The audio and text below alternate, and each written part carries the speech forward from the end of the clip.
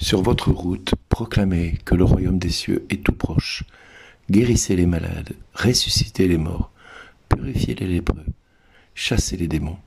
Vous avez reçu gratuitement, donnez gratuitement.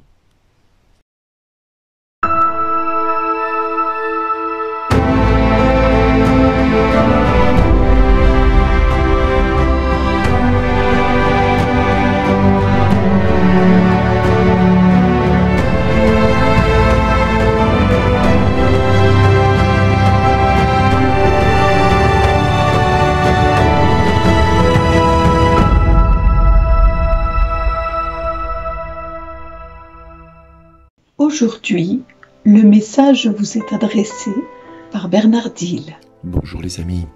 Aujourd'hui, l'évangile de ce jour nous invite à prêcher, à annoncer partout la bonne nouvelle, celle du royaume, celle qui signifie que Jésus est venu nous annoncer le royaume de Dieu.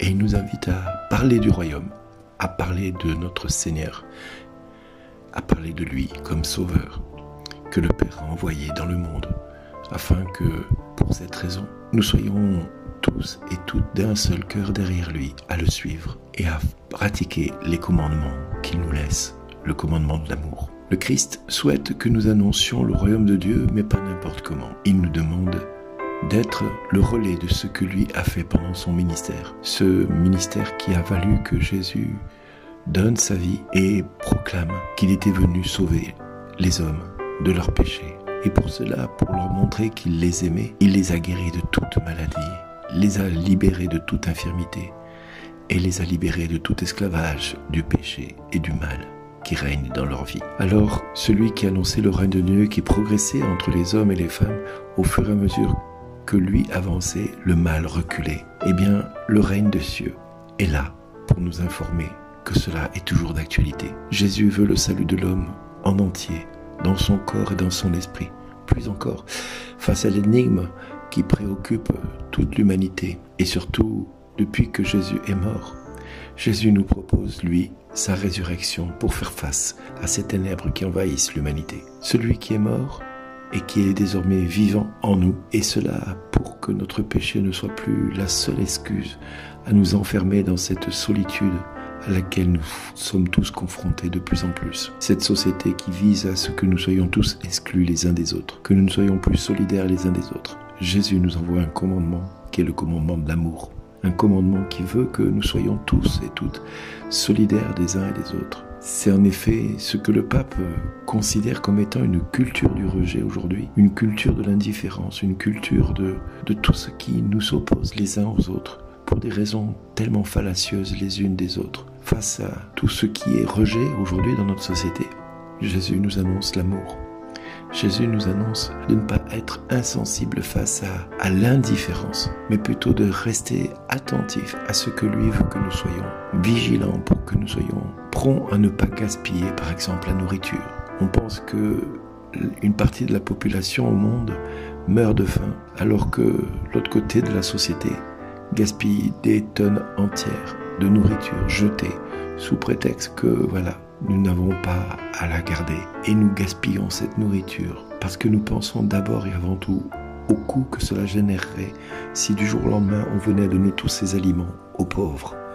Cela aurait pour impact de réduire à néant l'économie mondiale. Il vaut mieux que des hommes meurent de faim plutôt que l'économie mondiale soit privée de s'en faire valoir, de vivre décemment ou plutôt avec profusion, mais surtout avec gaspillage. Ça, c'est une vision que nous pouvons avoir pour tout ce qui est nourriture.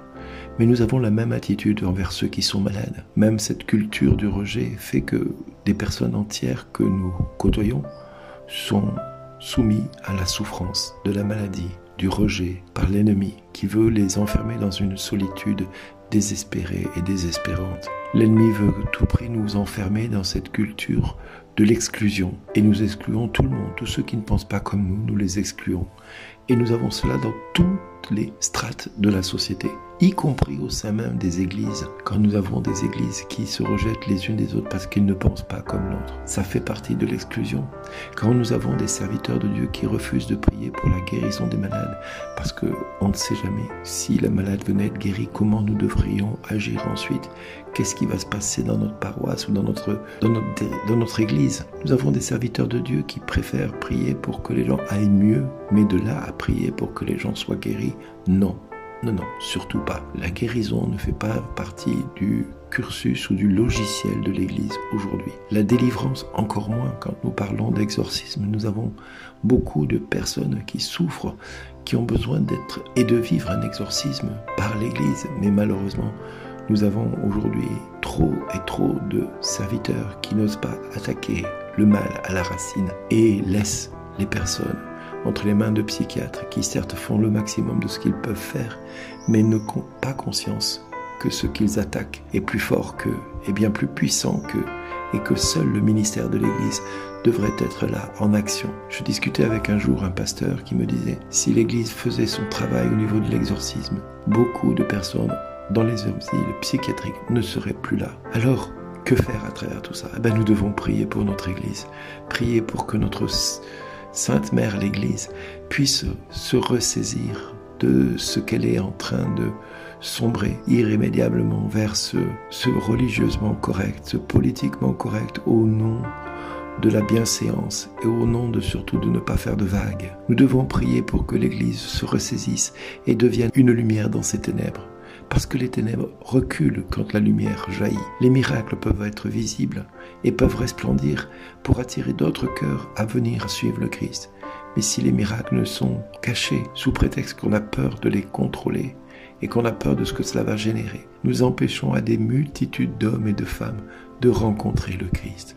Les saints sont comme ceux qui peuvent nous aider le mieux à comprendre la signification des béatitudes. Il est donc impossible de s'approprier les biens spirituels et de se comporter à leur égard comme un possesseur ou comme un maître. On ne peut les recevoir que gratuitement de lui, mais on ne peut que les donner gratuitement et ne pas priver le peuple de ce dont il a besoin pour vivre. Alors prions pour que l'Église puisse prier pour les malades, chasser les démons, purifier les lépreux, ressusciter les morts.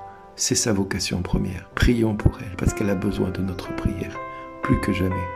Et croyons que ce que nous demandons à Dieu, Dieu nous l'accordera, pas pour notre gloire, mais pour que sa gloire éclate au milieu du monde, pour que les ténèbres reculent une bonne fois devant la lumière du Christ qui va briller au sein de cette Église que nous aimons tous et toutes. Alors oui, prions pour la sanctification de notre Église, de nos saints prêtres, de nos saints évêques, de nos saints diacres et de tous ceux qui sont pasteurs dans nos églises. Prions pour que la lumière du Christ brille plus que jamais. Et le Père nous dira, chacun de nous, merci d'exister.